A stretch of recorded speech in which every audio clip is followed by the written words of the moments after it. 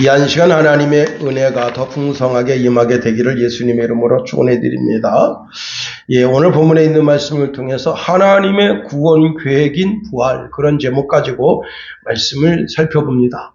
여러분, 우리가 솔로몬을 지혜의 왕이라 그렇게 말하는데 그는 아주 어리석은 왕으로 그 인생을 끝냈습니다. 그는 예루살렘을 우상도시로 만들었다는 겁니다. 1000명의 아내를 두었는데 그 아내들이 다 공주예요. 그러니까 그들이 자국에서 섬기던 신을 가지고 와서 예루살렘에다가 신전을 만들었는데 1000개의 신전이 있는 겁니다. 그러니 예루살렘 우상도시가 된 겁니다. 솔로몬은 아버지 다윗의 유언을 그 마음에서 지웠다. 그 아버지가 이렇게 유언했습니다. 열왕기상 2장 2절 3절에 보니까 너는 심서 대장부가 되고 내 하나님 여호와의 명령을 지켜 그 길로 행하여 그 법률과 계명과 율례와 증거를 모세의 율법에 기록된 대로 지키라. 그리하면 내가 무엇을 하든지 어디로 가든지 형통할지라 했습니다. 그런데 그가 예루살렘을 우상도시로 만들게 되니까 그가 죽고 난 다음에 나라가 두쪽났다 하는 겁니다. 역사상 가장 추악한 나라로 만든 장본인이 솔로몬이다 하는 겁니다. 그러니 그가 지혜의 왕이라 할 수 있겠는가 하는 겁니다. 그는 진정 어리석은 왕이다 하는 겁니다. 세상의 지혜에 대해서 성경이 뭐라고 말씀하고 있습니까? 잠언서 3장 13절 16절에 보니까 지혜를 얻는 자는 지혜와 명철을 얻는 자는 복이 있나니 이는 지혜를 얻는 것이 은을 얻는 것보다 낫고 그 이익이 정금보다 나음이니라. 지혜는 진주보다 귀하니 내가 사모하는 모든 것으로 이에 비교할 수 없도다 했습니다. 세상의 지혜도 힘이 있고 능력이 있다는 겁니다. 조선시대 왕실의 친척인 서영천이 바둑을 잘 두어서 천하제일의 국수라는 그런 이름을 듣고 있습니다. 그런데 어느 날 시골 농부가 와서는 말 한 피를 끌고 와서 이렇게 말합니다. 어르신이 바둑을 잘 두신다 하니 한번 겨뤄보고 싶습니다 하니까 나는 내기 바둑 아니면 안 된다.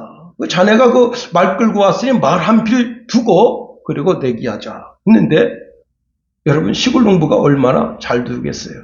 그냥 3판 2승하기를 했는데 2번 팡팡 져서 이제 그 농부가 말을 맡기고 물러나면서 제가 이제 군역을 가느냐고 3년 동안 군역을 필하고 온 다음에 그 다음에 다시 이 말을 두고 내기를 해서 그때 이기면 제가 다시 말을 가지고 가겠습니다. 그러니까 이 서영천이 속으로 썩소를 날리면서 너 같은 놈이 나를 어떻게 이기겠느냐고 그리고는 이제 그렇게 한양으로 군역을 필하게 됐습니다.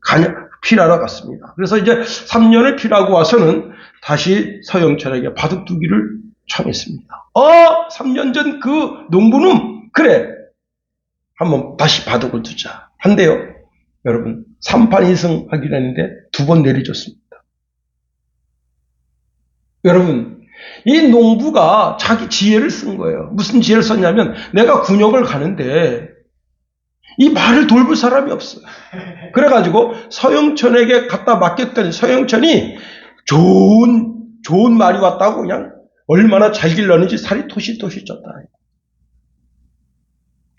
여러분 그래서 결국은 살이 토실토실 찐 그 말을 끌고 자기 집으로 돌아가게 됐다는 겁니다. 세상의 지혜는 이렇게 어려움을 잘 극복할 수 있는 힘이 되는 거예요. 권세가 되는 거예요. 그러나 진정한 지혜는 이 세상에서 전혀 불가능하다고 여기는 영생의 길을 여는 데 있다는 겁니다. 자, 성경에서 하나님은 세상의 지혜를 폐지하겠다 말씀하십니다.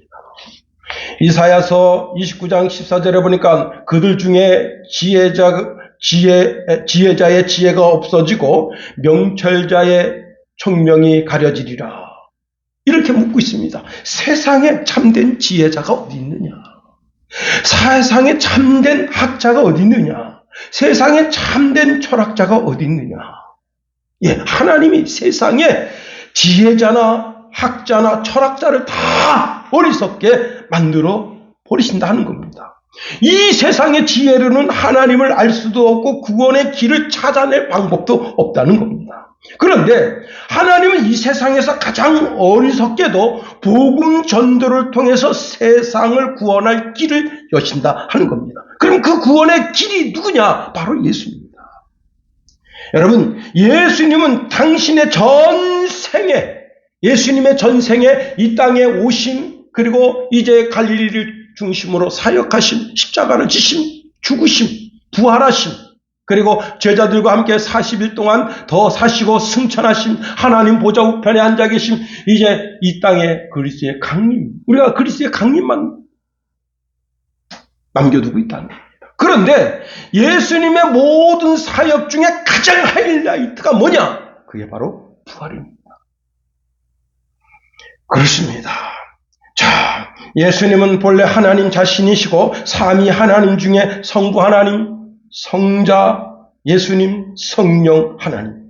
그 가운데 예수님은 제2위격을 가지신 분이신데 하나님의 영원하신 구원 계획을 통해서 이 땅에서 구원의 계획을 이루실 때 주님은 이 땅에 종의 모습으로 우리와 똑같은 육신을 입고 오셨다 하는 겁니다.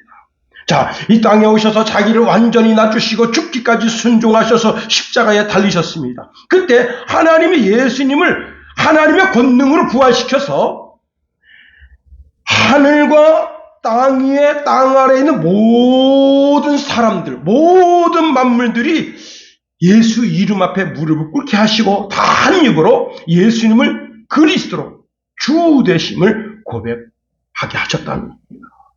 예수님은 부활하심으로 최고의 영광, 최고의 영예를 입으신 겁니다. 이 예수님이 이 땅에 오셨을 때 요한은 예수님을 하나님의 어린 양이다 했습니다. 자, 예수님은 하나님의 어린 양으로 이 땅에 오셔서 구원 사역을 다 이루신 거예요. 어린 양으로 세상 죄를 다 지시고 십자가에서 모든 물과 피를 흘려서 구원의 길을 열어놓으신 겁니다. 오직 예수 피로만 구원받을 수 있다. 로마서 5장 9절에 보니까 그러면 이제 우리가 그의 피로 말미암아 의롭다 하심을 받았으니 더욱 그로 말미암아 진노하심에서 구원을 받은 것이니. 여러분, 누구든지 예수를 믿으면 예수의 피가 우리의 모든 죄와 허물을 용서해 주신다 하는 겁니다. 이 세상에서 자신의 죄와 허물을 용서받을 수 있는 길이 없어요. 오직 예수께서만 우리의 죄와 허물을 용서하실 수 있는 겁니다. 그런데 여러분, 내가 내 죄악을 꾹 다물고 예수님께 토로하지 않으면 어떤 현상이 벌어지느냐? 성경에 보니까 다윗은 자기가 그 죄악을 자기 속에 감추고 입술로 토로하지 않으니까 마치 여름에 떼약볕에 물이 없어서 말라 비틀어지는 그리고는 기력이 사라지는 그런 식물처럼 그렇게 자기가 변하더라는 겁니다. 그래서 그가 하나님께 나와 자기 죄를 고백합니다.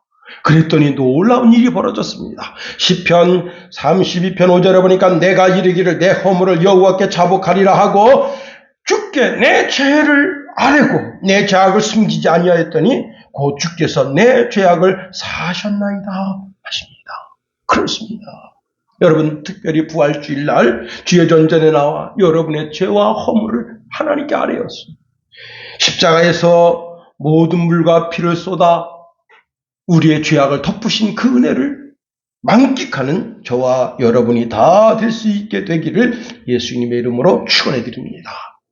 자, 예수님이 십자가에서 돌아가셨을 때 제자들은 예수님의 시체를 내어달라 말할 용기가 없습니다. 잘못 말했다가는 예수님이 지금 돌아가신 게 뭐냐면 반역죄거든요. 구테타를 일으키려고 했다. 그래서 예수님 돌아가셨어요. 그 죄로. 반란죄. 그러니까 예수님의 시체를 내어달라 하면 반란 동조자가 될 수가 있어요. 그런데 그때 아리마대 요셉이 그 시체를 내어달라 하고 니고데모와 같이 예수님 장례를 치릅니다. 그때 대제사장들은 그 마음에 두려움이 있습니다. 어떤 두려움이 있는가 하면 예수님께서 이제 공생에 1년 반을 하시고 그 다음부터 비로소 제자들에게 내가 예루살렘에 올라가서 대제사장 서기관 바리새인들에게 고난을 받고 십자가에 죽어서 제3일 만에 다시 살아나리라 그렇게 가르치셨습니다. 그런데 제자들은 그 말을 안 믿은 거예요. 이 죽는 자가 어떻게 살아나? 제자들이 예수님께서 부활에 대해서 말씀하실 때 죽는 자가 다시 산다는 게 뭔가? 이렇게 의심하는 눈으로 예수님을 쳐다본 겁니다. 자, 그런데 예수님께서 이제 시몬 베드로에게 주는 그리스도시요 살아계신 하나님의 아들이십니다 라는 고백을 받으시고 그 베드로를 크게 축복하신 후에 이런 말씀하십니다. 내가 예루살렘에 올라가 장로들과 대제사장들과 서기관들에게 많은 고난을 받고 죽임을 당하고 제3일에 살아나야 할 것을 제자들에게 비로소 가르치셨다 말씀하십니다. 그런데도 제자들은 안 믿었다. 여러분, 그 예수님을 쫓아다니던 여인들도 예수님을 영원한 장례를 치르기 위해서 그 예수님 돌 무덤 앞에 있는 그 돌을 옮겨서 거기 시체에다가 이제 이렇게 향유를 바르고 그 다음에 영원한 장례를 치르려고 하는 마음의 준비를 하고 있었다는 겁니다. 제자들은 예수님의 부활을 안 믿어요. 그런데 대제사장과 바리새인들은 예수님이 혹시 부활하면 어떨까? 그래서 또 이런 경우도 있을 수가 있잖아요. 시체를 훔쳐가지고 가지고는 어디다 숨겨놓고 야 예수님 부활했다 그렇게 할 수가 있잖아요. 그래서 무덤문 앞에 이제 빌라도에게 가서 병사를 내어달라 해서 무덤문을 지키게 된 겁니다.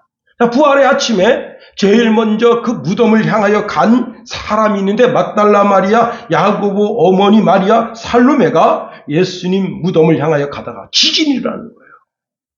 여러분 참 지진 무서운 겁니다. 이번에 여러분 미얀마의 지진 일어남으로 말미암아 얼마나 많은 사람들이 운명을 달리했습니까? 그 가운데 또 중국이 저렇게 그냥 허접하게 공사를 져가지고 살로만 아파트, 살로만 그래가지고 그냥 무너져가지고 또 얼마나 조롱거리가 됐습니다.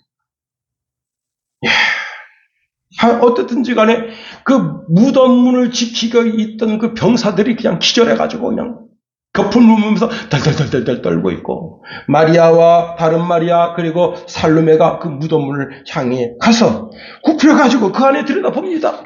예수님이 없어요. 그때 흰옷 입은 천사가 말합니다. 너희는 무서워하지 말라. 십자가에 못 박힌 예수를 너희가 찾는 줄 내가 아노라.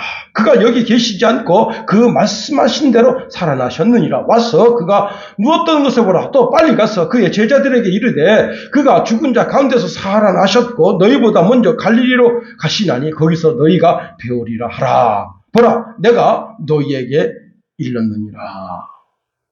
자, 그리고 이 여자들이 그 빈 무덤을 보고 이제 제자들에게 예수님 부활하신 것을 증거하기 위해서 지금 막 달려갑니다. 마리아, 막달라 마리아, 다른 마리아, 살로메가 막 달려가는데 거기서 예수님을 만났습니다. 예수님 물으십니다. 편안하냐? 여인들이 엎드려서 예수님 팔을 붙잡았어요. 그때 예수님께서 이렇게 말합니다. 무서워하지 말라. 가서 내 형제들에게 갈릴리로 가라 하라. 거기서 나를 보리라 말씀하십니다. 그렇습니다. 예수님은 당신의 이름이 부활이다. 요한복음 11장 25절 26절 말씀해 보니까 예수께서 이르시되 나는 부활이요 생명이니 말씀하셨습니다. 예수님은 부활 자체다. 예수님은 생명 자체다. 그러니 예수님께 붙어있는 자는 다 부활한다. 예수님께 붙어있는 자는 다 생명을 얻는다는 거예요. 그러면서 설명을 주십니다. 나를 믿는 자는 죽어도 살겠고 무릇 살아서 나를 믿는 자는 영원히 죽지 아니하리니 이것을 내가 믿느냐. 예수님은 실제로 죽으시고 실제로 부활하셨습니다. 우리가 그 날을 기념하며 지키는 날이 부활절 주일이다 하는 겁니다. 여기서 중요한 것이 있어요.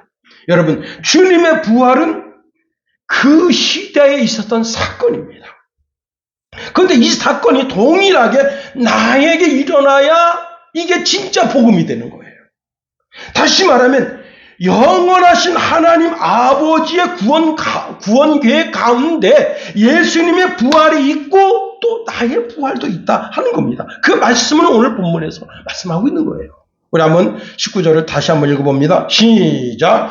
주의 죽은 자들이 살아나고 그들의 시체는 일어나리이다. 티끌에 누운 자들이 너희가 깨어 노래하라. 주의 이슬은 빛날 이슬이니 땅에 죽은 자들을 내놓으리라. 그렇습니다. 여러분, 우리가 부활절을 모르면, 예수님의 부활을 모르면, 예수님의 생명을 모르면 사람이 죽는 것이 너무 고통스럽다. 최근에 지인 한 분이 부모님이 돌아가셨습니다. 멀리서 장례를 치러서 제가 전화드려서 아이 죄송해요. 제가 멀리 계셔서 찾아뵙지는 못하고 이렇게 조금 부의금을 보냈습니다. 인사했습니다. 그때는 이제 전화 받으면서 목소리가 굉장히 맑았어요. 목사님 감사합니다. 어머니 호상이죠. 86세에 돌아가셨으니까 호상이죠. 그런데 장례 치르고 나왔는데 저한테 문자를 이렇게 보냈습니다. 말할 수 있을 때 한 번이라도 더 찾아뵐 걸 아무 말도 하지 못하고 아픔을 참아내듯 토해내는 신음소리가 가슴을 아프게 합니다. 왜? 부활의 소망이 없으니까 이게 끝이다. 이게 끝이라고 생각하는 거예요. 여러분, 예수님이 이 땅에 오신 것은 하나님 아버지의 영원한 구원 계획 속에서 오신 거다. 예수님은 남자의 후손으로 오신 것이 아니고 여자의 후손으로 오셨다는 겁니다. 창세기 3장 15절에 보니까 여자의 후손으로 이 땅에 오신다. 유대 땅 베들레헴에 나시고 애굽으로 피난 가시고 나사렛에서 자라게 되시고 은 30에 팔리게 되시고 십자가에 달리셔서도 그 뼈가 꺾이지 않게 된다고 하는, 그리고 부자의 묘실에 예수님의 시신이 안장된다고 하는 이 모든 성경의 예언이 다 예수님을 통해서 이루어진 겁니다. 그리고 예수님께서 승천하시고 성령을 선물로 이 땅에 보내주실 것도 다 예언되어져 있다는 겁니다. 예수님의 부활은 그냥저냥 일어난 사건이 아니에요. 하나님의 구원 계획 속에서 일어난 사건이라는 겁니다. 이제 남은 것은 그리스도의 강림이에요. 자, 그리스도께서는 하나님의 영원하신 약속대로 이 땅에 다시 강림하게 되는데 그 약속 하나만 남았다는 겁니다. 우리는 서쪽에 구름만 일어나도 주님 오늘 오시는가? 동쪽에 해가 떠도 주님 오늘 오시는가? 여러분, 주님이 이 땅에 강림하실 그날을 설레임으로 기다려야 한다는 겁니다. 그런데 하나님의 영원한 구원 계획 가운데 여러분과 저의 부활이 계획되어져 있다는 거예요. 이것이 놀라운 것이에요. 예수님은 하나님 자신이시고 하나님이 사랑하시는 아들이시기 때문에 부활하실 수도 있어요. 그러나 죄 많은 인생을 어떻게 부활시킵니까? 그런데 하나님께서 부활 계획을 세워놓으셨어요. 그 부활 계획이 무엇인가 하면 누구든지 예수님을 주와 그리스도로 믿기만 하면 예수님이 하나님의 아들이신 것과 같이 우리도 다 하나님의 아들, 딸이 되게 하셔서 그 부활의 영광에 동참하게 하셨다는 겁니다. 더더욱이 성령을 내 속에 보내주셔서 여러분, 나의 지정의를 뛰어넘는 땅의 지식으로는 도저히 상상하고 이해할 수 없는 그런 놀라운 하나님의 구원 계획을 세워 놓으셨는데 누구든지 예수를 믿기만 하면 신령한 복을 받게 하셨다는 거예요. 에베소서 3장 5절 6절에 보니까 찬송하리로다 하나님 곧 우리 주 예수 그리스도의 아버지께서 그리스도 안에서 하늘에 속한 신령한 복을 우리에게 주시되 곧 창세전에 그리스도 안에서 우리를 택하사 우리로 사랑 안에서 그 앞에 거룩하고 흠이 없게 하시려고 그 기쁘신 뜻대로 우리를 예정하사 그리스도 예수로 말미암아 자기의 아들들이 되게 하셨으니, 따라하십시다. 자기의 아들들이 되게 하셨으니.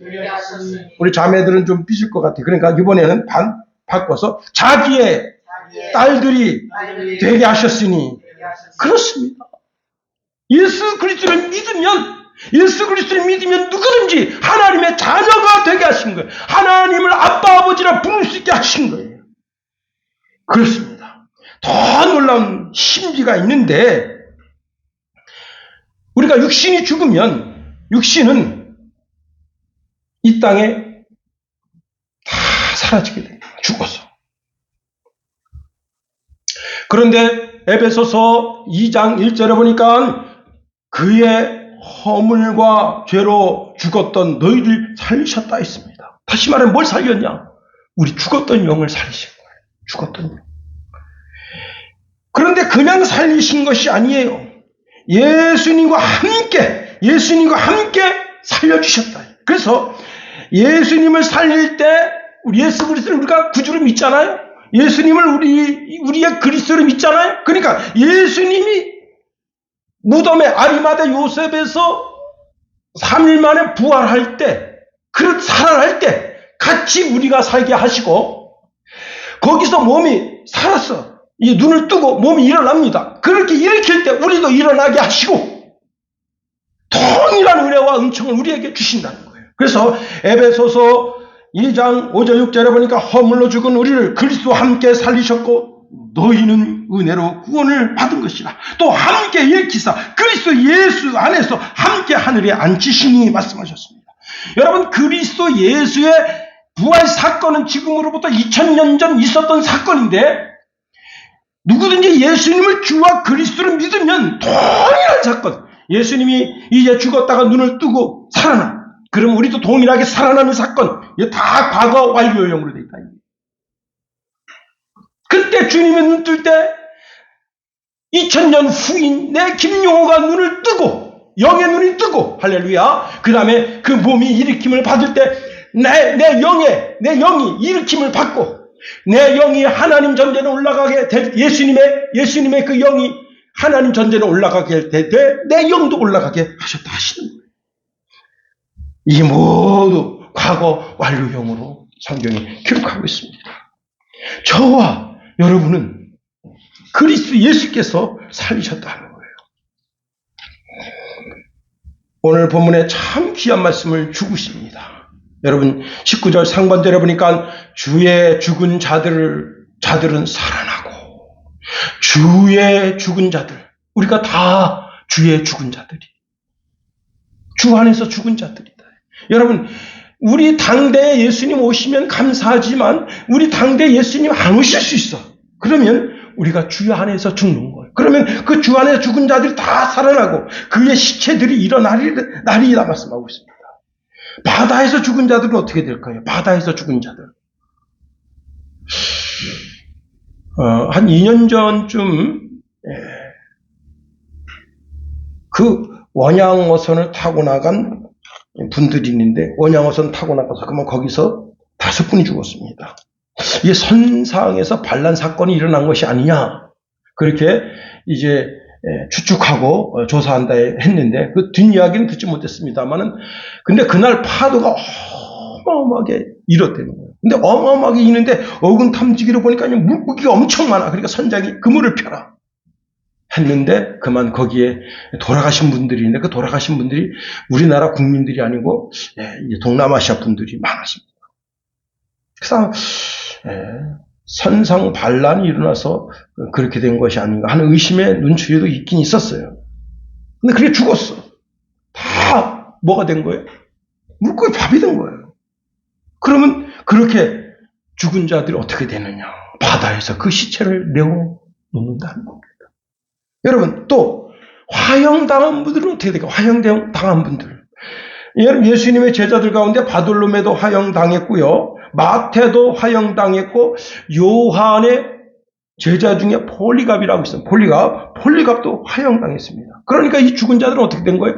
아예 없어. 아예 뭘 찾을 게 없어. 다 뭐가 된 거예요? 먼지가 된 거예요. 먼지가 돼서 다 사라진 거야. 그런데 오늘 본문에 귀한 말씀을 주고 있습니다. 여기 이사야서 26장 19절 중간절에 보니까 티끌에 누운 자들아 그랬어요. 티끌. 이 티끌이라고 하는 말이 뭐냐면 먼지라는 거예요. 먼지. 무슨 먼지냐? 타서 없어져 하늘로 날아간 먼지들. 그 먼지가 바로 이 화형당한 자들이에요. 근데 그 화형당한 자들 그들도 다 어떻게 오늘 본문에 뭐라고 있어요? 티끌에 누운 자들아 너희는 깨어 노래하라. 주의 이슬은 빛날 이슬이 땅에 죽은 자들을 내놓으리로다 말씀하고 있습니다. 그렇습니다. 다니엘서에 보면요 아주 놀라운 말씀을 주고 있는데 다니엘서 12장 2절에 보니까 땅의 티끌 가운데서 자는 자 중에서 많은 사람이 깨어나 영생을 받는 자도 있겠고 수치를 당하여서 영원히 부끄러움을 당할 자도 있을 것이며 말씀하십니다. 자, 땅의 티끌, 먼지, 화형당해서 그 시체가 없어. 그런데 그 시체가 하나님의 은혜로 다시 부활하는 부활의 영광을 맞이하게 된다. 요한복음 10장 28절에 예수님이 이렇게 말씀하십니다. 내가 그들에게 영생을 주느니 영원히 멸망하지 아니할 것이요. 또 그들을 내 손에서 빼앗을 자가 없느니라 말씀하십니다.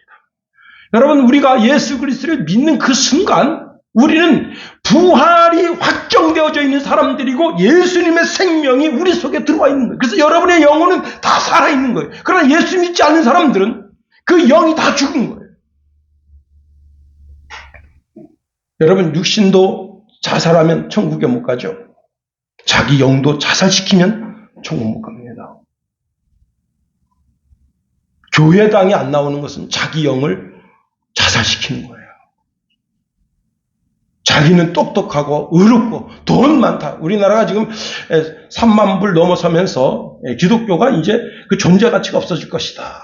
그렇게 예측하는 목사님들 많습니다. 큰 교회들은 성도들이 듣기 좋아하는 설교만 합니다. 책망하지 않아요. 왜? 책망하면 삐져서 안 나오거든. 여러분 잘 들으세요. 우리가 이 땅에 육신의 수고가 끝나는 날, 내 심장이 멈출 때, 내 호흡이 멈출 때, 그때까지도 나는 주님과 동행하는 삶을 살아야 해요. 내가 어떤 일을 하든지 그 일 속에서 정직과 성실로 그 일을 감당해내면서 내 심장이, 내 호흡이 주님을 향해서 바라보고 있으면서 여러분,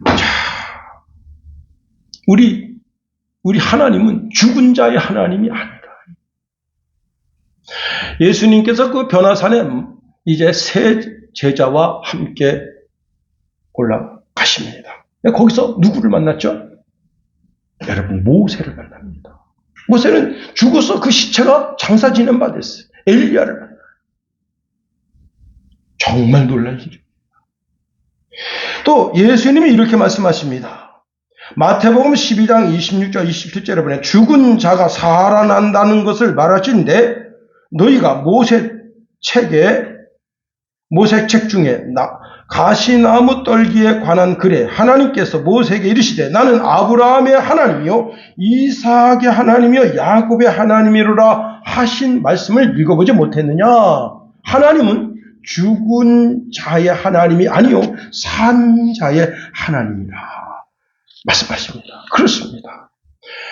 예수님 십자가에 달리셨을 때 그때 그 한편 그 강도에게 너가 오늘 나와 함께 낙원에 간다 하셨어요. 죽으면서 그 즉시 그 영이 천사 손에 받들어져서 하늘로 옮겨짐을 받게 된다는 겁니다. 그렇습니다. 제가 이제 최근에 선배 목사님 설교를 듣는데 참 귀감이 되는 그런 예화가 있어서 여러분에게 하나 소개시킬까 합니다. 제천에 있는 감리교회인데 이용식 목사님이 목회를 하고 계시대요. 그래서 여러분 이용식 그러니까 개그맨 이용식으로 생각하면 안 됩니다. 전혀 다른 분인데 그 이용식 목사님 딸이 이은희예요. 근데 예수님을 영접을 못한 거야. 그래가지고 여러분 그 중2병 걸려가지고 그때부터 아빠를 바라보는데 우리 아빠 새끼는 이 사기꾼 새끼구나.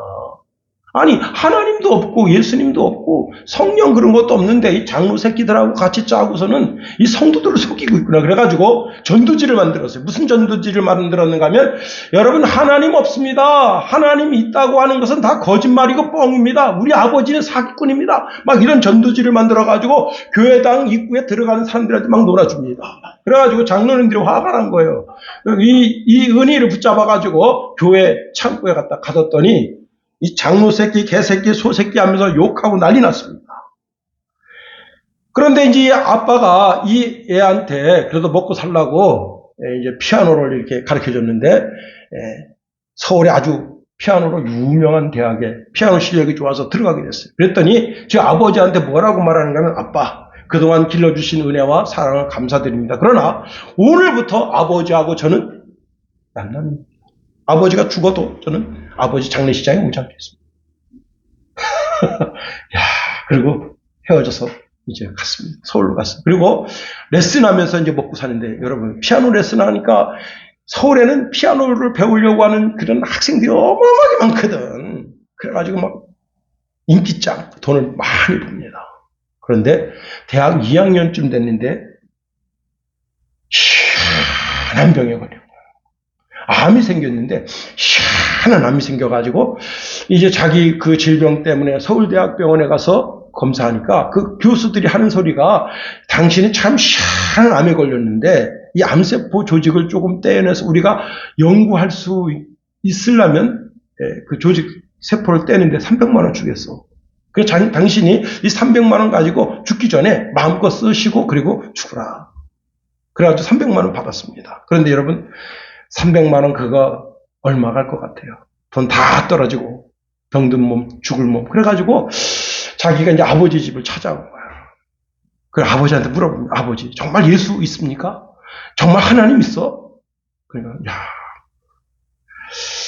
하나님이 안 계시다면 내가 뭐 하려고 이런 짓을 하겠냐? 이 목회를 하겠냐?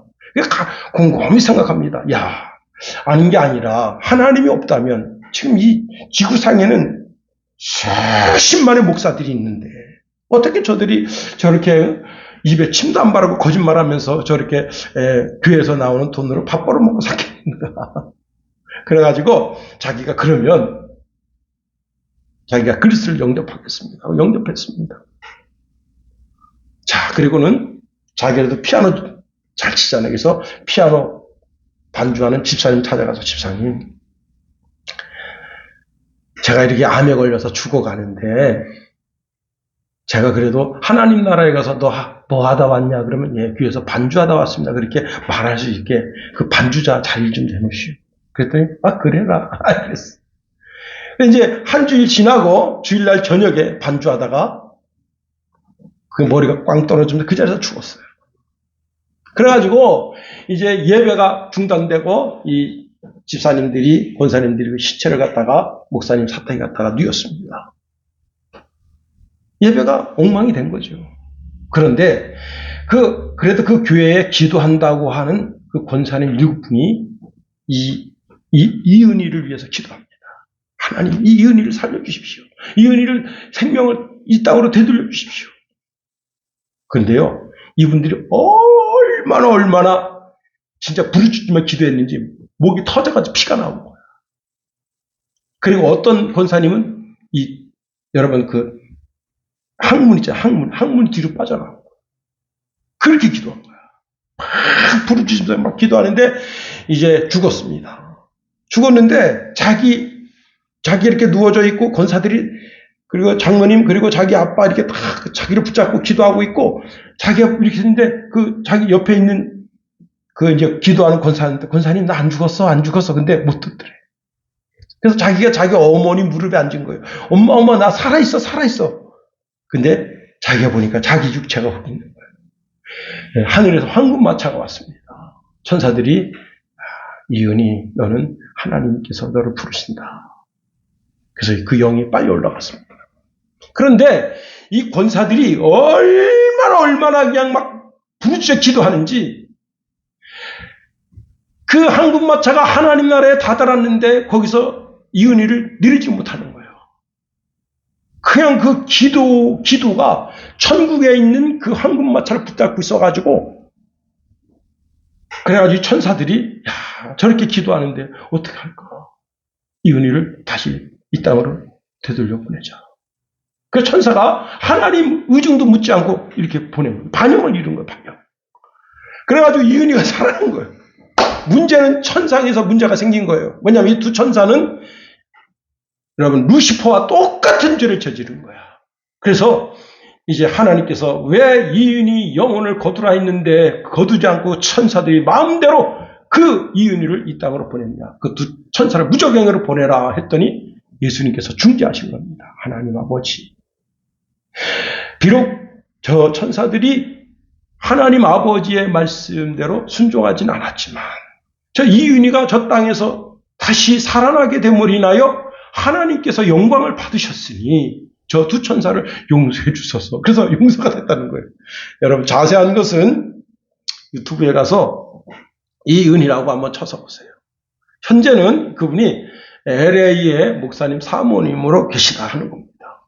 야, 저는 그거 보고 야,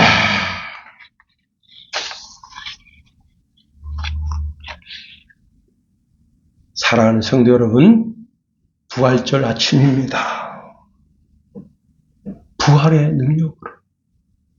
부활의 능력으로 다시 부활할 것을 기대하면서 여러분의 신앙이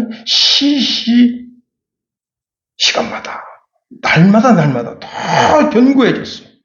하나님의 여호와 하나님의 이름의 능력이 나타나는 저와 여러분의 삶이 되어서 우리가 이 땅의 모든 수고가 끝나는 그날 우리 영이 하나님 전전에 가서 참된 안식을 받아 누리고 그리스도의 강림의 때에 우리의 모든 죽었던 시신이 다 살아났어. 하나님 앞에 반듯하게 서는 저와 여러분이 되게 되기를 예수님의 이름으로 축원해 드립니다.